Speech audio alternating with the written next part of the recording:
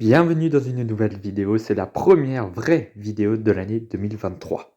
Il y a quelques semaines, j'avais mis en ligne une vidéo en faisant un petit résumé des carrières en Formule 1 et en MotoGP des pilotes qui allaient quitter la grille en 2022. Et bien aujourd'hui, on va faire l'inverse, on va faire un petit résumé de la carrière des pilotes qui vont arriver en Formule 1 et en MotoGP en 2023. Bon, évidemment, comme ce sont des jeunes pilotes qui arrivent dans les catégories, ça va prendre beaucoup moins de temps puisqu'ils ont un palmarès beaucoup moins étoffé que certains et surtout, ils n'ont tout simplement aucune saison en Formule 1 et en MotoGP. Bref, découvrons ensemble le profil des pilotes qui vont rejoindre les grilles de Formule 1 et de MotoGP dans cette vidéo. En attendant, n'oubliez pas de liker, partager, commenter et surtout vous abonner à la chaîne, c'est très important comme d'habitude, on ne perd pas l'habitude, même si on est en 2023, on est reparti. Mais avant de réellement commencer la vidéo, comme je vous l'ai annoncé le 1er janvier, il y aura une nouvelle partie sur chaque vidéo, sauf exception. Je vous poserai donc une question à chaque début de vidéo et à vous de jouer le jeu et de répondre en commentaire. Moi, je me ferai un plaisir de vous lire et de vous répondre également. Merci à tous ceux qui joueront le jeu. Alors voici la question de cette vidéo, la première de l'année et la première de la chaîne tout simplement. Sur quel pilote porterez-vous le plus d'attentes en 2023 ? Formule 1 et MotoGP, n'importe. Si vous n'avez pas encore fait votre choix, pas de panique, la vidéo est faite pour ça. Tous les éléments de réponse sont à la suite. C'est parti. Bon, tout d'abord, ce n'est pas un pilote qui arrive en Formule 1, mais qui revient en Formule 1. C'est Nico Hülkenberg qui arrive chez Haas pour remplacer Mick Schumacher. C'est pourquoi je ne vais pas vraiment m'attarder sur Nico Hülkenberg. Si vous regardez la Formule 1 depuis un minimum d'années, vous avez forcément vu Hülkenberg sur au moins une course. Il était là l'année dernière sur 2 courses. Il était là sur 2 courses en 2020 et puis ensuite il a été titulaire de 2010 à 2019. Mais il a gagné pas mal de choses dans sa carrière. Pas en Formule 1, mais dans les autres catégories.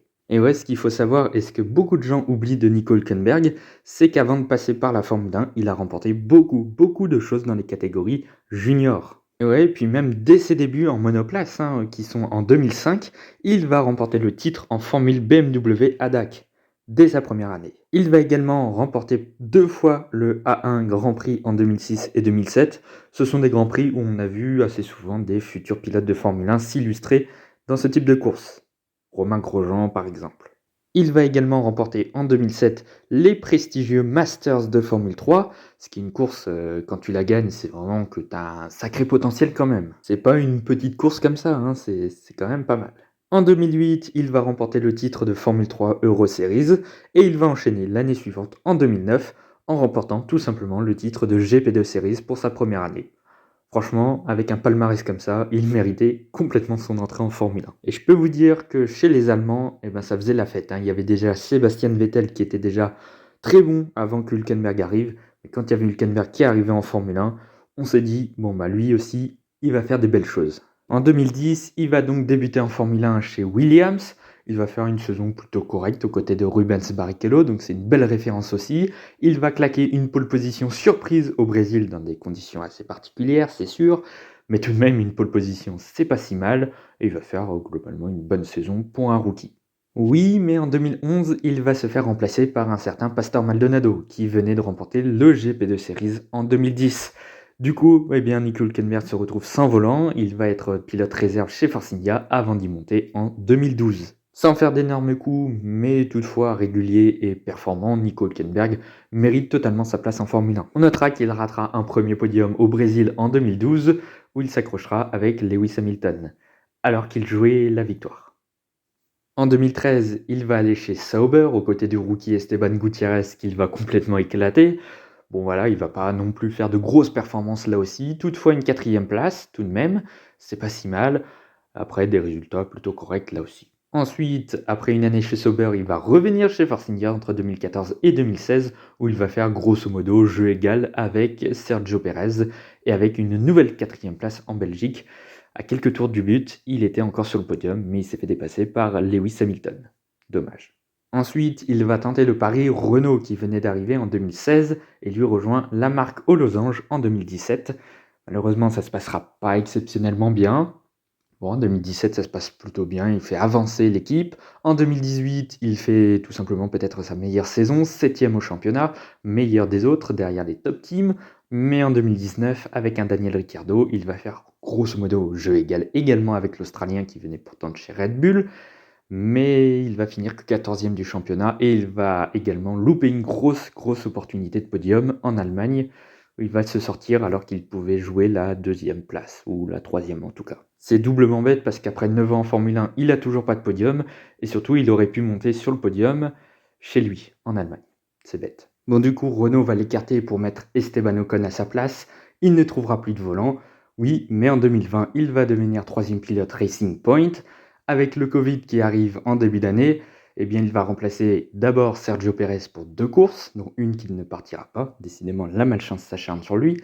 Et ensuite, il va remplacer également en Allemagne, enfin pour le Grand Prix d'Eifel, Lance Stroll qui était lui aussi positif au Covid. Donc 2 courses en 2020. Et il a fait des belles choses quand même. Et ouais, par exemple, pour sa 2e séance de qualification en 2020, il va se qualifier 3e.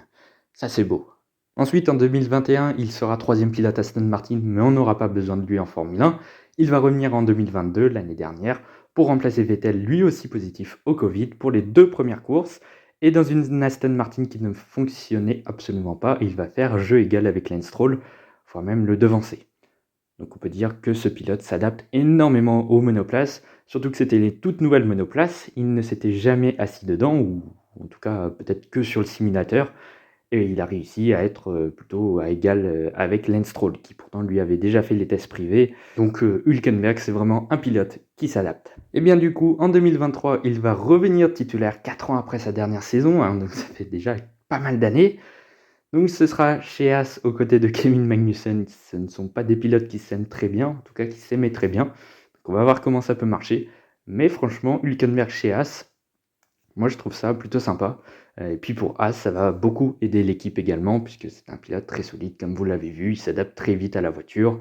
Et puis c'est un pilote qui ne casse pas beaucoup de voitures, contrairement peut-être à Mick Schumacher, en tout cas moins. Et puis malgré un palmarès un petit peu en berne en Formule 1, c'est tout de même un pilote de confiance. Tu sais qu'il peut faire de très belles performances. Et puis bon, j'allais oublier aussi une ligne dans son palmarès, une grosse ligne dans son palmarès, peut-être la plus grosse de sa carrière. Il a tout simplement remporté les 24 heures du Mans en 2015 chez Porsche, avec Earl Bamber et Nick Tandy. Donc là aussi on est pas mal, et d'ailleurs au retour de la saison 2015, puisque c'était pendant la trêve estivale si je ne me trompe pas, il avait été accueilli comme un héros, il avait changé de statut. Bref, un pilote à surveiller. Par contre, heureusement que j'avais dit que j'allais pas mettre beaucoup de temps sur Hülkenberg. Enfin bon, on passe à la suite. Et la suite, c'est le pilote qui se nomme Nick De Vries, un néerlandais que l'on connaît en Formule 1 puisqu'il a fait un Grand Prix l'année dernière pour remplacer Albon chez Williams. Et c'était une belle performance. Mais tout d'abord, on revient sur son palmarès avant la Formule 1. Il va débuter en monoplace en 2012 en Eurocup Formule Renault où il terminera 5e du championnat. C'est au bout de la 3e année, toujours dans la catégorie Eurocup Formule Renault 2.0, en 2014, il va remporter le titre, son premier en monoplace. Il va également dans la foulée remporter le titre de champion de Formule Renault 2.0 Alps, toujours la même année, en 2014, donc c'est pas mal. En 2015, il va faire une saison correcte en Formule Renault 3.5 Series avec Dams où il terminera 3e du championnat. Après, il va arriver en GP3 Series en 2016 avec Art Grand Prix où il terminera 6e du championnat. Il va monter directement l'année suivante en Formule 2.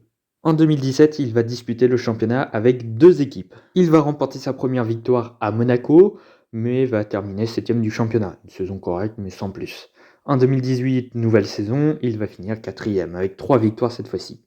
Mais en 2019, en revanche, de retour chez Art Grand Prix, 3 ans après sa saison en GP3 Series, il va dominer le championnat, tout simplement 4 victoires, et il va remporter le titre de Formule 2. Il va remporter ce titre de loin puisqu'il va devancer de 52 points son dauphin, Nicolas Latifi. Il se payera même le luxe de remporter le titre avant même la manche finale. Très peu de pilotes ont réussi, je crois qu'il n'y a que Leclerc et Drugovich en 2022. Peut-être Russell également, je ne suis pas très sûr. Pendant cette saison en Formule 2, eh bien, il n'a pas fait que ça, puisqu'il participera à quelques courses en endurance dans la catégorie LMP2, et d'ailleurs, il participera à ses premiers 24 heures du Mans. Bon, une première pas très simple, puisqu'il finira 15e de la catégorie avec un tête à queue. En 2020, rebelote, une nouvelle édition des 24 heures du Mans, où cette fois-ci il se classe 16e de la catégorie. En 2021, une nouvelle édition, troisième fois qu'il court les 24 heures du Mans, cette fois-ci c'est dans l'équipe russe G-Drive.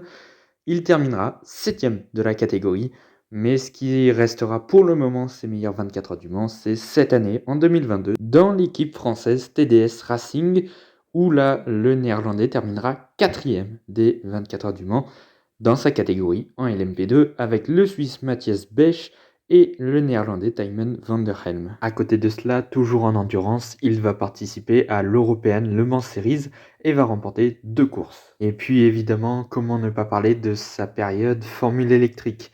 Il a fait 3 saisons et il a remporté le titre sur la saison 2020-2021 avec pas moins de 4 victoires dans sa carrière en Formule électrique. D'ailleurs, sa collaboration avec Mercedes en Formule électrique va même s'étendre à la Formule 1 puisqu'il va devenir le pilote de réserve de Mercedes. Et c'est ainsi qu'on en arrive à 2022 en Formule 1 où cette année il a testé la Mercedes, il a testé la Williams, il a même testé l'Aston Martin, mais il a surtout participé à son premier Grand Prix de Formule 1. Après avoir battu Nicolas Latifi d'abord en qualification, en s'étant qualifié en Q2, il va finir dans les points, 9e de la course en Italie.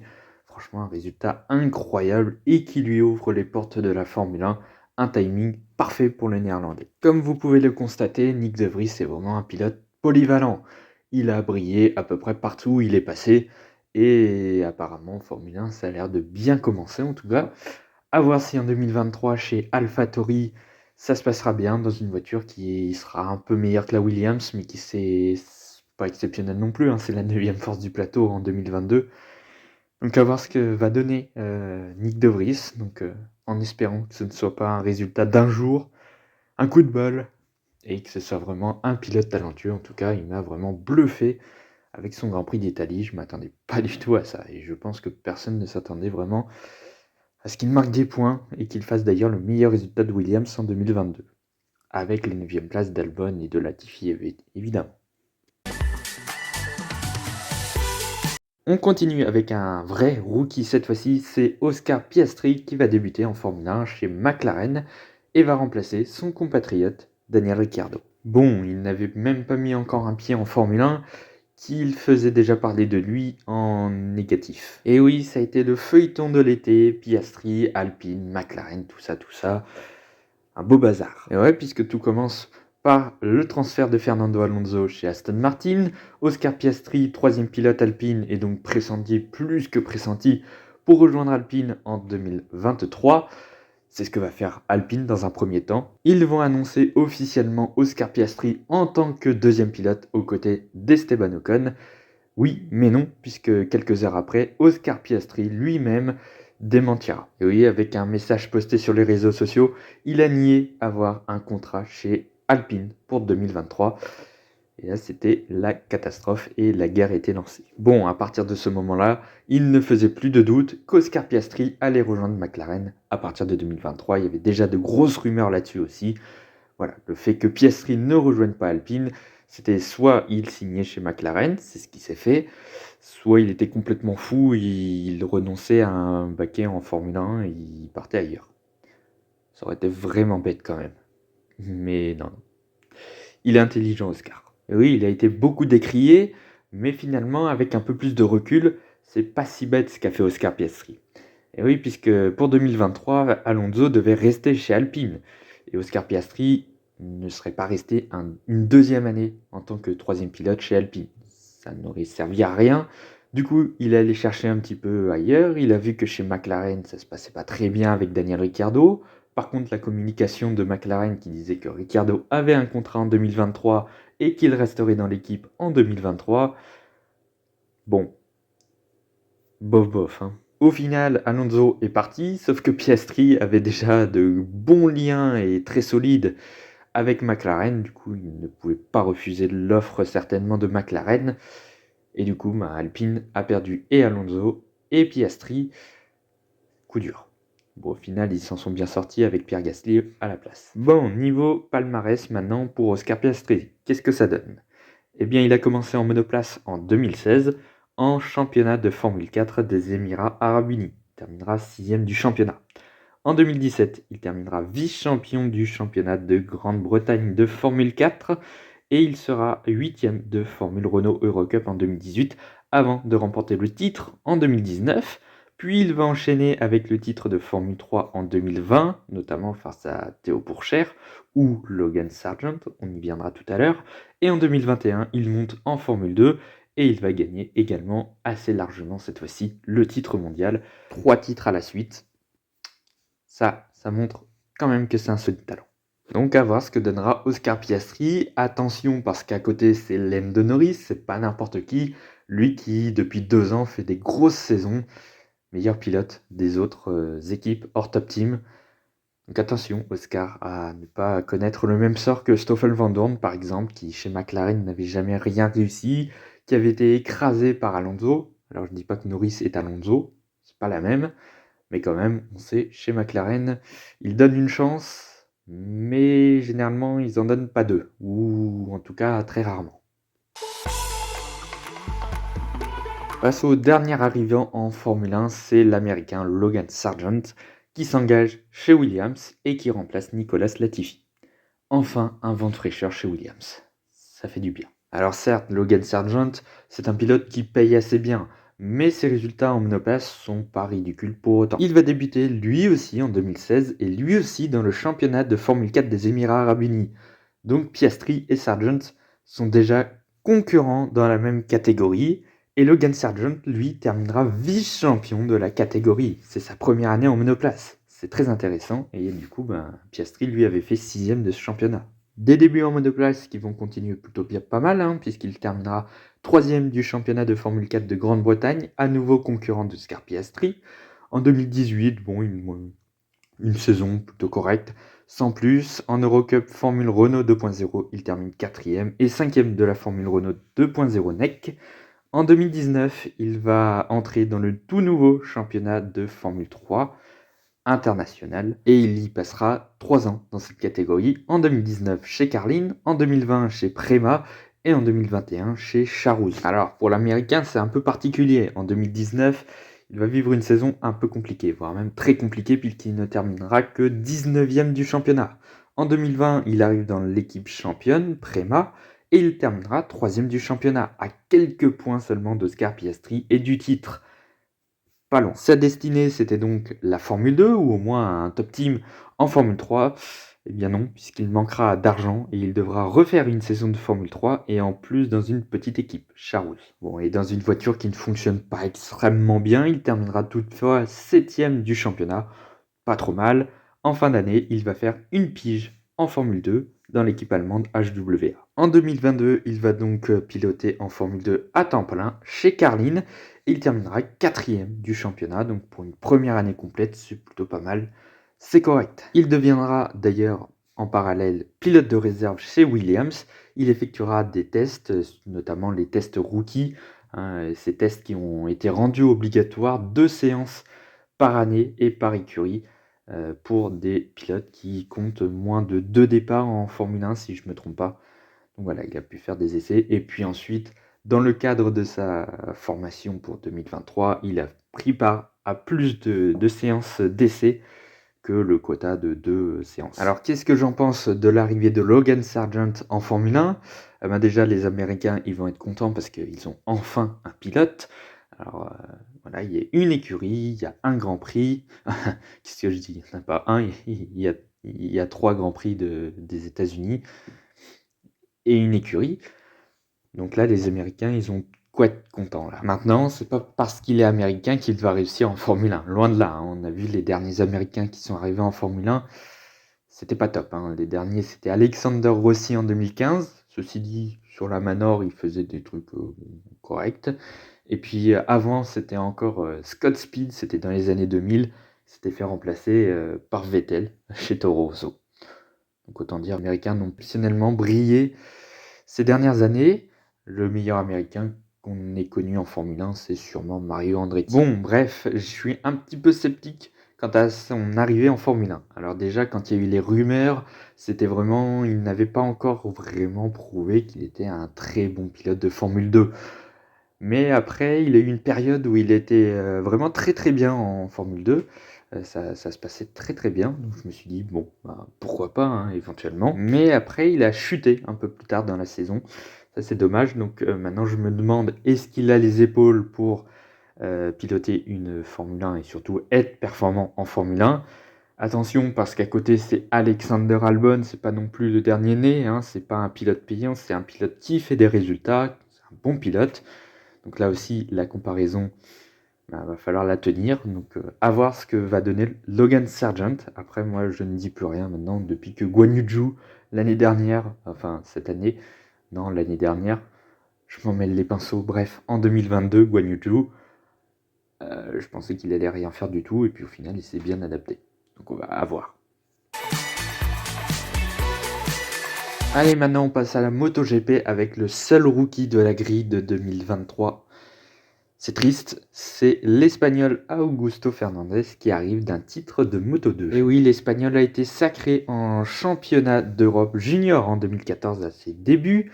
Ensuite, après quelques années un petit peu vagues, bon, il était là, mais sans être là. 5e du championnat d'Espagne de Moto2 en 2016.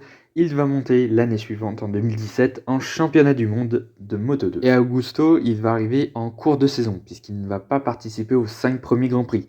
Bon, une première année qui était un petit peu compliquée, il marquera des points sur les 2 dernières courses du championnat et finira 31e. Bon. En 2018, il va louper à nouveau les 6 premières courses de la saison, mais cette fois-ci une saison bien meilleure puisqu'il marquera bien plus de points. Et notamment, il terminera 4e lors du Grand Prix d'Australie et finira 18e du championnat. En 2019, rebelote, il fait une 3e année en Moto2 et là ça va déjà bien mieux puisqu'il va monter sur son premier podium au Grand Prix d'Espagne lors de sa 2e course du championnat, même si c'était la 4e puisqu'il n'avait pas pris part à 2 des 3 premières courses. Et il va remporter sa première course en Moto2 au Grand Prix des Pays-Bas juste avant la trêve estivale. Il va encore gagner 2 autres courses cette année-là et finir 5e du championnat. Donc un bon potentiel et une grosse progression. Oui, mais vient l'année 2020 et là c'est beaucoup moins bien, puisqu'Augusto Fernandez ne gagnera pas de course et ne montera même pas sur le moindre podium cette saison-là et terminera une anonyme 13e position. Gros coup dur. Nouvelle année, encore une fois, en 2021, toujours en Moto2. Après un début de saison compliqué, hein, malgré 2 top 5, il va à nouveau remonter sur le podium au Grand Prix des Pays-Bas, puis enchaîner les podiums, les 3e et 2e places, mais toujours pas de victoire. Ça se refuse à lui depuis 2019, mais il remontera à la 5e place du championnat. Bon, c'est correct, il est remonté d'une saison 2020 compliquée, c'est déjà ça, mais on ne voit pas en lui un énorme talent. Enfin, pas de quoi en faire un futur crack. En 2022, il va arriver dans l'équipe championne du monde en titre, puisque l'année d'avant, la KTM Ajo avait sacré Rémi Gardner devant Raoul Fernandez. Donc les 2 pilotes avaient fini 1er et 2e du championnat. Donc il y avait des gros espoirs de titre. Un début de saison un petit peu compliqué, hein, aucun podium sur les 6 premières courses. Il va à nouveau gagner, enfin, au Grand Prix de France, première victoire depuis Saint-Marin 2019, donc près de 3 ans. Sans victoire, mais ensuite il va dérouler en milieu d'année avec 3 victoires de suite en Allemagne, aux Pays-Bas et en Grande-Bretagne. Une fin de saison où il finira sur quelques podiums également, donc bon, une fin de saison correcte. Une bataille pour le titre assez dur avec Ayogura, ça se jouera jusqu'au dernier Grand Prix à Valence où il terminera 2e, tandis que le japonais va chuter. Alors déjà, il a eu un gros coup de bol lors du Grand Prix précédent en Malaisie où Ayogura aurait dû gagner la course et reprendre la tête du championnat, et là ça aurait été très difficile d'aller chercher le titre, mais Ayogura a chuté, donc il a pu rester en tête du championnat et donc sa 2e place à Valence lui offre son titre en Moto2.